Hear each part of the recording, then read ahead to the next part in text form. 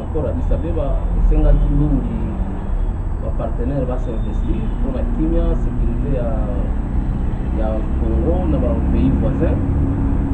lelo lokola oyo ekwelaki biso kala mingi te awa kaka moke Uganda kotisi, Rwanda kotisi, Burundi donc babilan nango eza mitigé tosala effort toyeba biso moko nano bacongolais ko se prendre en charge pe ko se prendre en charge susu makasi totika kotiaka point wana mingi na MONUSCO armée na biso pe se ekoli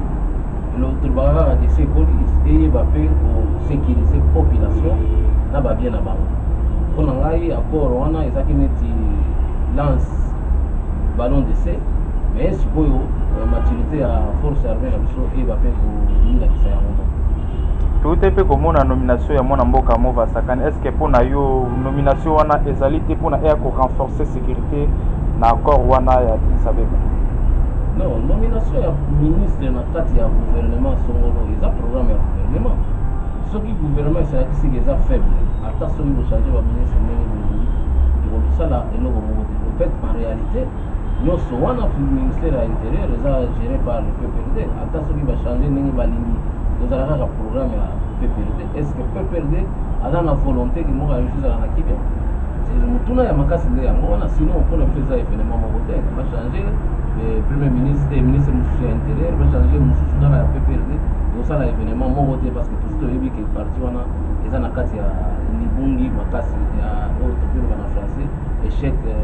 permanente et constant. Yo mpona yo nomination wana okoklasse yango na classe nini na classe nini ezali remaniement to wana komi baje de mo eza kaka balongoli mobeti moko ya PPRD bakutisi mosusu donc politique ekozala kaka oyo ya PPRD oyo nalobi eza politique ya échec lobi tobandaki nango mwana mboka ozali mpe moko ya bayini beko na mboka na biso kolandisama arrêté oyo ekomaki déjà circuler que non voilà il fallait qu'il va libérer mon mboka Diomi Ndongala pe mon mboka Muyambo bon baza kuna baza bongo na prison ya Makala paraît-il que lettre c'est que ndake pas ya directeur ya Makala pour la libération na bango mais mokolo o esengela ki bango baza la libérer zala ki mokolo ami bale bongo kasi ba benga ki même biso ba yeba papandi sango pour na kosala reportage kuna mais à la grande surprise et ça lui était dire câble il y a ministre et la justice mon mboka Kambo Alexis aye na une contre lettre pour que le ba été bandeko va cause la liberté tu éviter l'expression go est-ce que ça vraiment un impact est-ce que le Congo salama ki boni to e bana ngolimbo la ono to e bana non biso to koki to za ba yo ya parti ya opposition to zo yeba maye zo salema na kati te to landaki biso nyonso onzela ya singa ete monsieur Muyambo na président Diomi okaki kokuma mokolo wana mais lelo mpe tolandi ministre moko ya justice alobi baza bango na kana bango lokola bayekoli yango baétudie yango bango baza na possibilité ya kobima lelo tolobi te biso tolobi sikoyo boye nde oyo makanisi oyo ya biso ya otake juriste eloko moko te oyo eki opekisa mokonzi ya mboka sauf peut-être le crime contre le génocide na oyo mosusu crime contre l'humanité leki osala ke mboka ezala limité mpona kolibere motu kaka mpona bainfraction ya droit commun ezala te babetelaka yango cette infraction ya droit commun ya droit commun te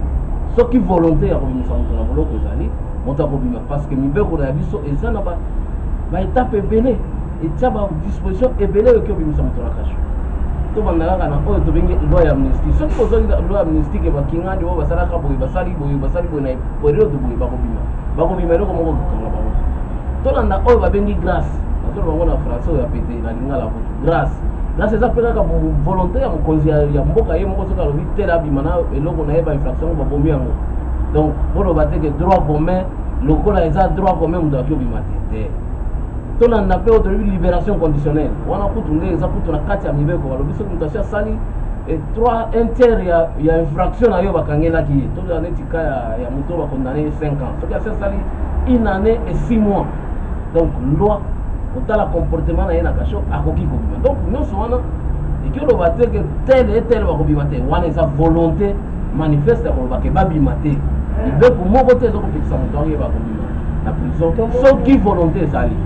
Tomonaki mwana mboka Martin Fayulu azali bongo député national okende kozongisa lifuti na ye na trésor public oloba ete aza illégitime. Toyebi te lolenge nini boapresiaki yango parce que aza mpe moko ya kati na rassemblement puis mpona kopesa exemple boapresie yango to mpe yo apresiaki relation wana lolenge bongo. Non, eza exemple ya malamu, eza par exemple ya malamu, mais eza exemple ya mboka na biso te. Asali lokola kaka bamikolo babandaka tobengaka 13 parlementaire babanda na IDPS bango mpe bango kutu nde bakataka mokano ke biso na MPR esili mpo makambo oyo tokoki omona yango longo toencourage ye bamosusu mpe bayeba koambwa te mpa na makanisi oyo ye peut-être yango mpe kobeta mbongo wana tokende mbango na makonomi oyo biso tokokozela. Tozonga na registre ya décrispation ndenge touti oloba bana mboka oyo balobiki bango bakobimaka te état psychologique ya bato wana ekozala ndenge nini ntango ayoki ke bakobimaka te. Tokoencourage bango kaka mpo baza mibali baza mpe baacteur politique nyonso wana eloko nyonso ezala kaka na suka eza maloba bafondateur na biso nazwa ndakisa ya exemple ya bango nyonso nautaki otanga bateles parlementaire bakota baboloko oyo ya bakobima te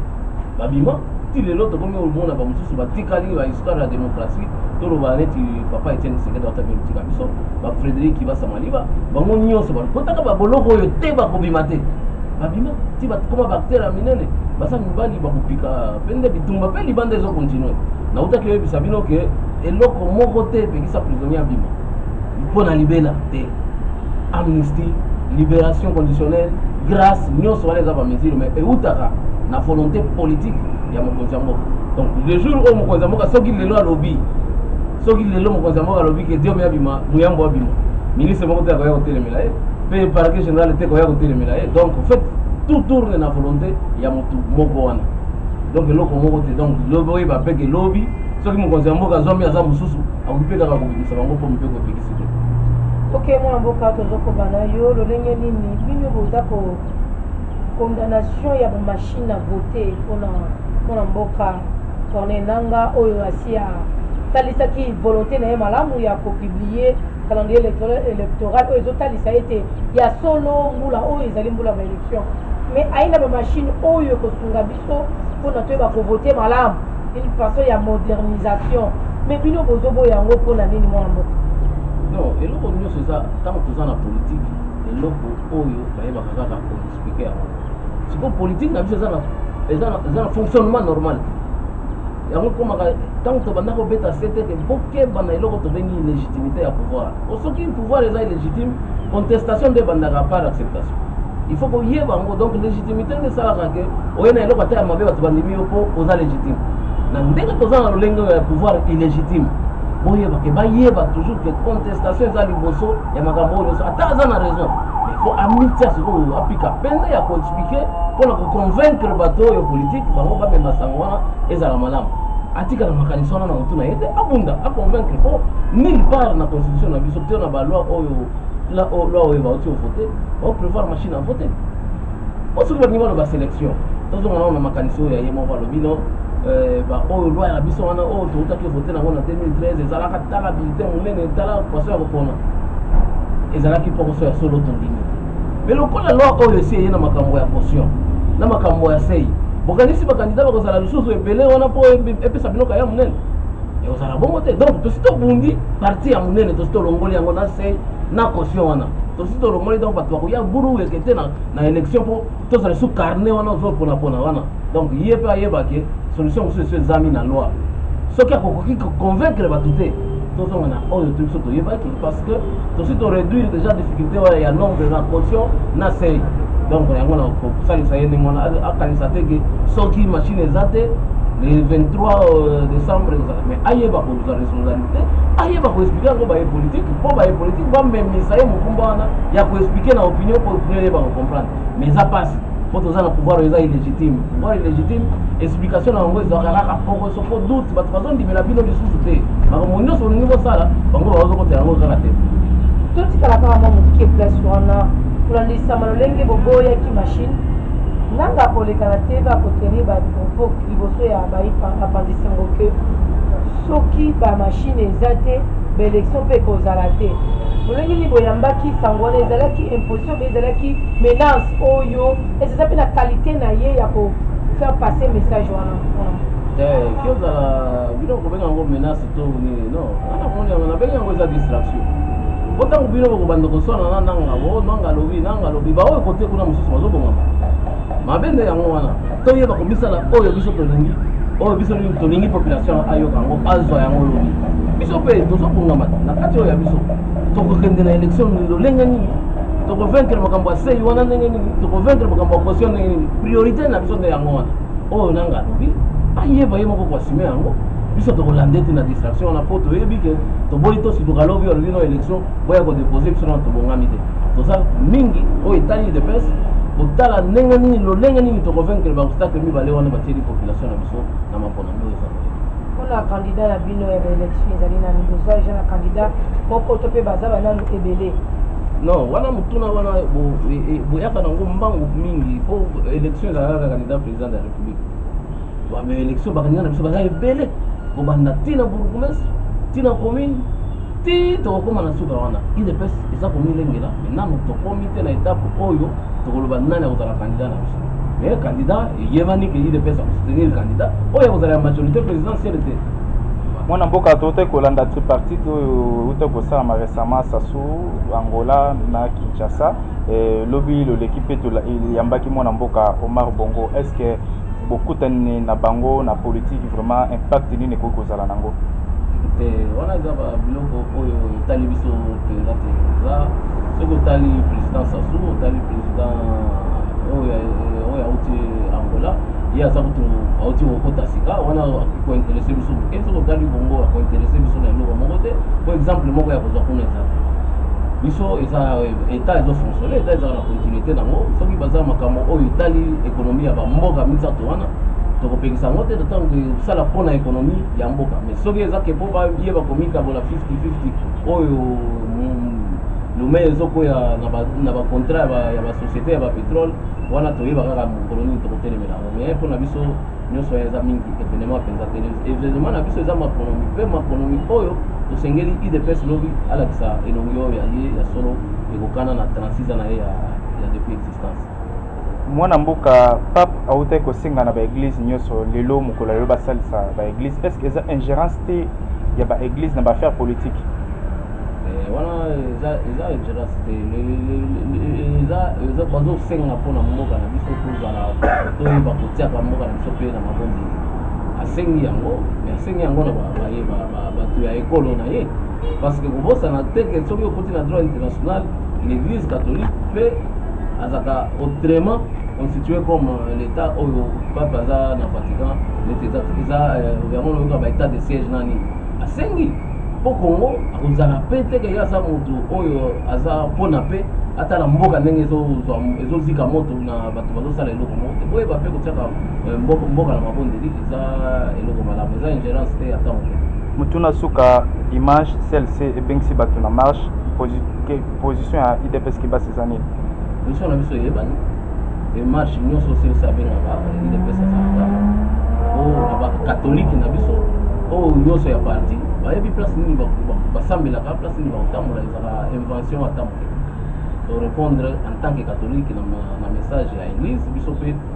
tokosala yango lolenge kaka ndenge tosalaka bongo jese mutuna moko elinga na mutu mwana mboka ekofo azali su na mboka te nini okoloba par rapport na yango bon eloko moko ya koloba comme te eza te oza besoin ya bato nyonso bazala na bongo mpo mboka na biso kende liboso ntango amonaki peke sécurité na ye ezaki menacé esengelaki kutu malamu abima na mboka apemisa abatela bomoi na ye wana eza ye aza politicien neti baoyo babiso te oza kaka wana ata olobi oza kaka wana ye aza moto mosali ya nzambe mais mingi na interprétation ya message na ye soki bolingi bocomprendre ye mingi alobaki azointerpréter pensée ya mose donc soki bolingi bosapprendre na ekofo eza neti tozosapprendre na mose moko oyo alobaki ke kongo na biso esengeli ezala debo ezala monene ezala etosami voilà maloba ya musée oyo ekofokaki kointerprete tomituni biso moko est ce que ntango tozofete musée tozosalela makanisi oyo ya musée mpe tozosalela yango te moto ya mitali soki oyebi ke ndenge tozosala lelo corruption emati eza makanisi ya musée etali soki omoni ke ndenge tozosala lelo démocratie tozoboma bapopulation congolaise bazolia te eza makanisi ya musée yo moko etali yo mais nanga mpo na ngai na façon alobaki ke tozointerprete maloba ya musée tosalela ndenge musée alingaki naoza kosepela mingi ke azala na kimia azala mpe kokontinue kozala na biso awa mpo mateya na ye bakongole mpe baza yango mposa toujours et toujours mpo tokendaka liboso na kotoka mboka na biso mwana mboka merci na remercie onde il est en fait indéniable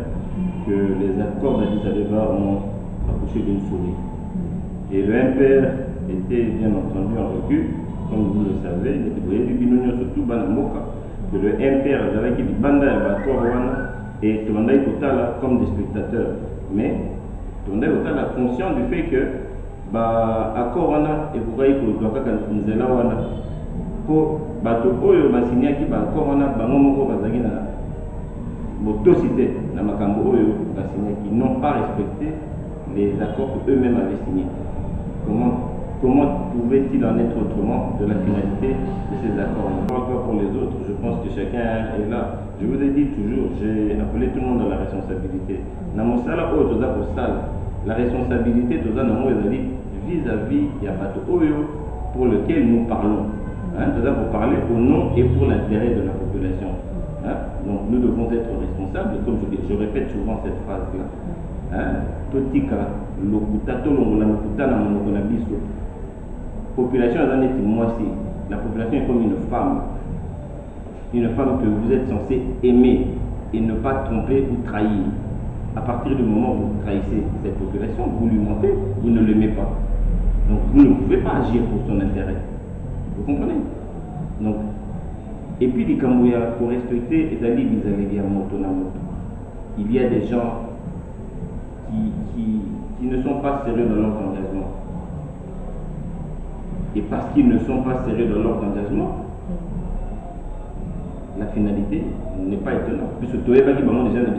avant donc la finalité n'est que la conséquence de ceux qui sont.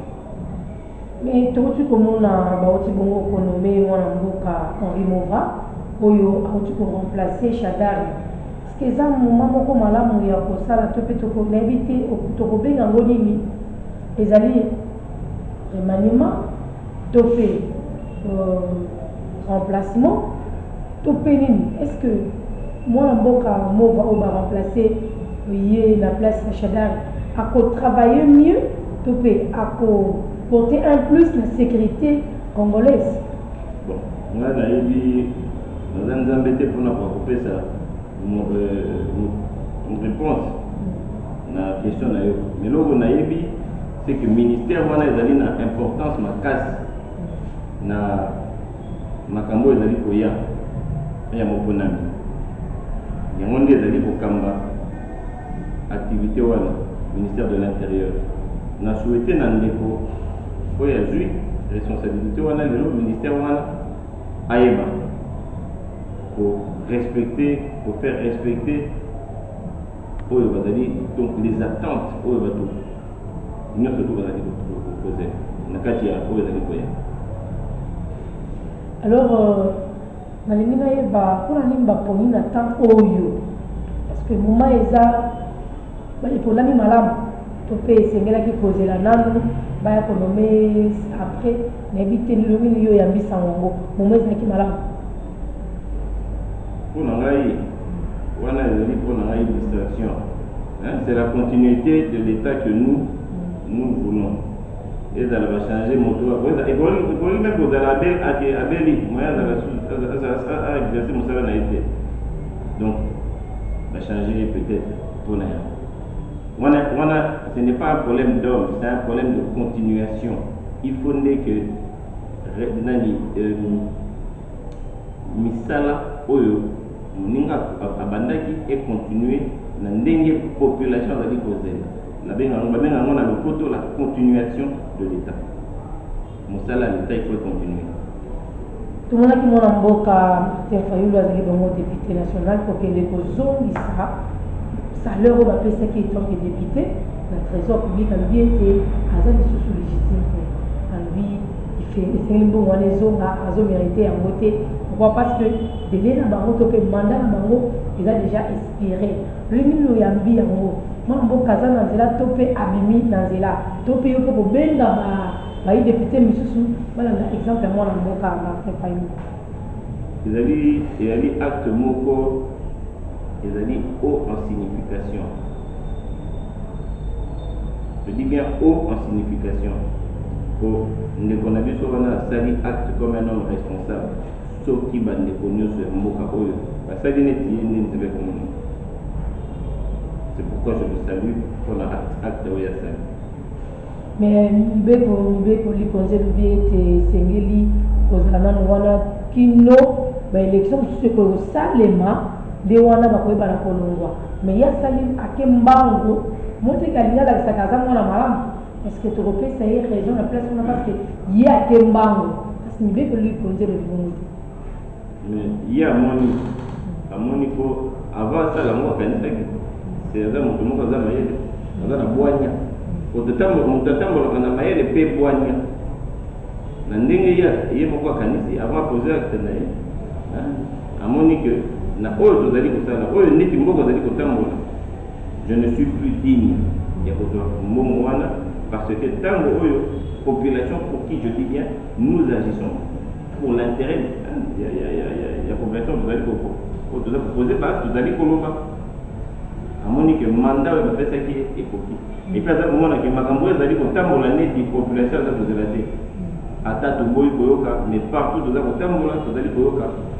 volonté à la population et volonté on est d'aller respecter. Donc il y a ça qui acte en responsabilité. Moi mboka tobetaki masolo dernièrement na yo na matali machine à voter. Mais tout le monde a qui réaction ya président ya Seni moi mboka nanga on est alors bien été soki machine à voter kozala te mais élection peut kozala te na mboka. Est-ce que les ala niveau na to pe na qualité na ye ya koloba bongo eza menace to mpe eza kobangisa baimboka to mpe ezali nini est-ce que message wana ezalaki boyei malamu epa na yo oyo lelo toyembi parce que oza mpe moko ya bai politique. Le problème eza te oyo epai na ngai nazali individu epai ya population congolaise mboka etambolaka na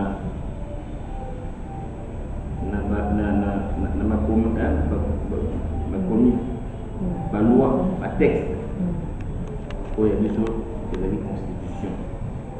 Est-ce que eloko oyo amemeli biso wana ezali korépondre na constitution ya mboka na bandi azali moto ya mayele mingi mpo akoka korépondre azalaki na baprofesseur mibale oyo basalaki mosala wana esika moko na ye azalaki na temps nyonso azwa matière avant de poser baacte oyo azali kopose tolanda constitution soki machine wana ezali na constitution na biso tant mieux soki ezali te na bandi esengeli azala sage e azongisa biso na oyo constitution na biso esengi kolandisa makala masolo wana ya bamenance wana na koto ya bandeko ya rassemblement balobi ete nanga esengeli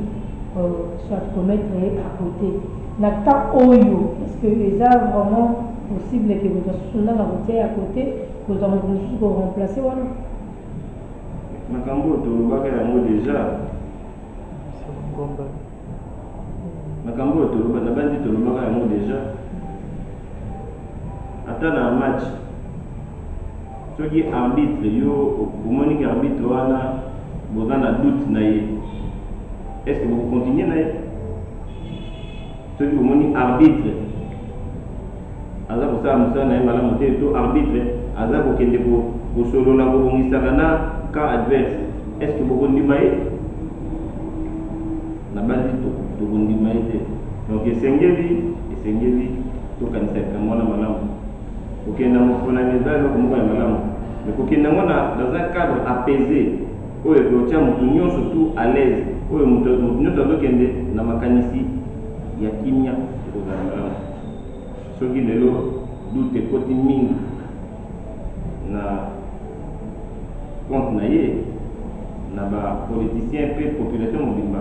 esengeli azwa responsabilité na ye tomona bango na mboka ya bapaya tomona boye amoni ke non ngai neti bondimi te na démissionné ezali banzela nyonso tu ezali possible nango oyo azali komema likambo en responsabilité oyo aza komema charge na ye avec responsabilité soki amoni ke non population aza na matoi aza kotambola population aza kondima oyo ngai nazosala te aza na possibilité ya kolongo mais wana ezali responsabilité oyo ye moko esengeli azwa masolo ya ngombe na bandundu oza ignorante elo ekomi kopose pagai kuna mingi na mboka oyo kokanga londo bandeko baza kolela balobi bangombe bazotia bango mal à l'aise parceke bangombe bakotia bato mal à l'aise bangombe bamarchand baye batia bangombe wana mpona kolesa bayi mboka mpona nini bandeko na biso ya bandundu bazoyamba yango bayambi yango te balingi yango pe te oza liloba mpona koloba na makambo etali bangombe na bango mboka etambolaka na mibeko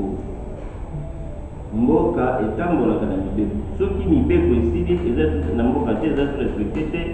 ekomi anarchie obaninga soki mboka ekomi kotambola pendant ya mibeko ekomi anarchie moto na moto okomi kosala neti ye moko alingi nul n'est au-dessus de la loi, ça vaut pour la machine à voter, ça vaut pour la problème ya bangombe et pour tout le reste. Donc bangombe na bazonga bandeko bayela bangombe wana esengeli balongwa na bandu baya nango na Kinshasa po bazonga po toyeba esika bauta so décision nini bozozwa mpona bango parce que banda bayaki baza kaka kuna mpe bandeko ya koto wana baza na kimia te bamonaki bango mpe na bazozongisa yo kaka na eloko moko nul n'est au-dessus de la loi c'est que kolanisama mibeko basala tu bakende mboka nyonso etambolaka na loi soki moto oyo akoti na lopango na yo oluka naye nani akozongisa yo kimia na oyo ya koperturbe ordre epai na yo donc esengeli l'état azwa responsabilité na ye kombo ya problème nyonso tu oyo ezali kodéranger kombo ezali responsabilité il faut que tozongisa l'autorité de l'état et tozwa état moko bakonzi moko baza responsable oyo bazosalela population bazosalela mboka me mbongo te leleli oyambaki boye ya ndeko Sassou Nguesso azali président ya Brazzaville Congo bangambo mpe na président oyo ya Angola bayaki me na nsima na bango réaction na bango ezalaki mpe bizarre analyse na oyo eza boni kolandisama na visite na bango wana epai ya collègue na bango mwana mboka Joseph Kabila Kabange bazali bato oyo baza na expérience mingi ya pareil à l'état baza mpe na vision ya marche oyo ezali koya oyo ezali kose passe na oyo ezali koya na bandi visite na bango ezalaki certainement les bienvenus na moto oyo aza na matoi ya koyoka ya sanction okobenga ngo neti yo olingi mpo na ngai ezalaki mokolo aye kotala leki aye kosola naye toza baafricain aye kosola na leki na ye kosola na leki na ye mpo na kopesa ye baconseil ya bien il appartient à chacun ya koyoka to ya koyoka te tokomokoma nango tokomi kokende malemeleme lisuka tomonaki mpe alibongo te koya na biso awa tosali yango lokola eloko mo lokola toyambaki roi parce que ezalaki alibongo ya RTNC mais ntango mokonzi oyo ya biso akenda na mboka na bango badisposaka meme bachaine bango nationalité mpona kolakisaka etala ye aye epa na biso mpona nini esalama kaka na mboka na biso Congo pour la question même ngai moko nayebi kutu réponse na kopesa yo te mpo kala ezalaka soki président ya mboka oyo ezali Congo akei na mboka ya mopaya bakoyamba ye neti roi tobosani que tozali bato ya minene mboka neti Gabon okota combien de fois na Congo richesse au Congo aza nango Gabon aza nango mais toza mboka moko toza hospitalier toyambaka bato na esengo mais makambo komi koleka na mboka oyo ekomi meme kolekela ngai mais bato oyo bazali à l'origine ya makambo oyo bango moko bayebi ndenge baza komema réalité na bango bamema yango ntina so c'est tout le bien qu'on leur souhaite. tosukisana na oyo dimanche awa ezali marche oyo comité laïque bayibongo na koorganize yo kozala na nsima na bango to mpe koza te wana etali bango biso ozelaka babe baélection nayebi te ozosoutenir marche wana to mpe ozosoutenir kaka baélection oza na ngambo nini MPR na yo moko mokambi na yango président Alain Guilam. En tout cas la position oyo ezali ya biso MPR, nous soutenons toute démarche oyo ezali na kimia oyo ezali komema solution na kimia mais kimia yango il faut ozala bino bato mibale ya kolinga yango so il faut lipai na lipai balinga kimia ntango amoni moto amemi asimbi mondoki te asimbi libanga te ngai soki nazwi mondoki seke nalingi kimia te maintenant oyo tomoni mbala na mbala tomoni ke ntango bandeko na biso bana ya mboka baza kobima na mboka pamba mpona korevendiquer le droit le plus élémentaire oyo baconfiske bango baza kokutana na masasi baza bana mboka makila ezosopana mingi esopani ebele même en 32 ans ya maréchal Mobutu esopanaki boye c'est de nos frères qu'il s'agit naza korebete yango mingi mais position ya MPR ezali que tokende na élection na mangu tobongisa nzela bandeko baza kobima bayebaki moto oyo bango oyo bakokutana ye na nzela akozala na mondo. Donc je pense que la solution ne viendra pas de la rue mais des urnes. Donc moi je les exhorte à se diriger vers les urnes parce que Nanzela il risque de tomber sur les balles de l'ennemi. Parce que solo bela mingi masolo ya urne to chopi momo na komona mboka lenge nini bino na kati ya MPR oza ko milengele mpona okende na baélection eza na mboka oyo kozala na mbula oyo parce que boza na bacandidat okokotia boza na candidat présidentiel to mpe yo moko oza na candidat présidentiel boza na candidat provinciaux to mpe nationaux toyebi te gouverneur tout ça boza komilenge lolenge bo nayebisaki bino na ebandeli nous serons là à tous les niveaux. Le MPR est un grand parti et nous serons là à tous les niveaux. Présidentiel Tinasé. Tango ekokoka na bandi na kobengisa bino passe parce que retour ya MPR eza eloko moko ya moke te 20 ans après MPR ezongi na terrain eza eloko ya moke te surtout que juste avant que ministre Chadari abimisaki mpe asignaki mpe enregistrement officiel ya MPR tozalaki déjà en ordre puisque nul n'est au-dessus de la loi tolandaki neti loi ya mboka eza kokamba mais avant akende apesaki biso mpe mwa cadeau de départ na ye ezalaki numéro ya enregistrement ya MPR.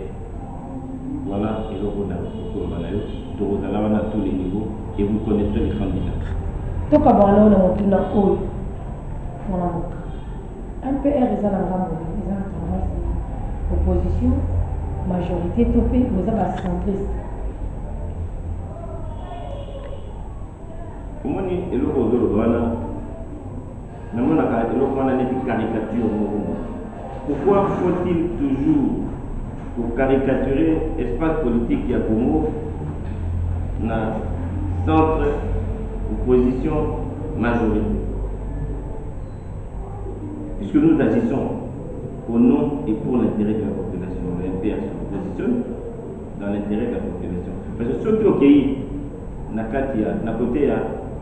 opposition, toi la majorité. D'ailleurs,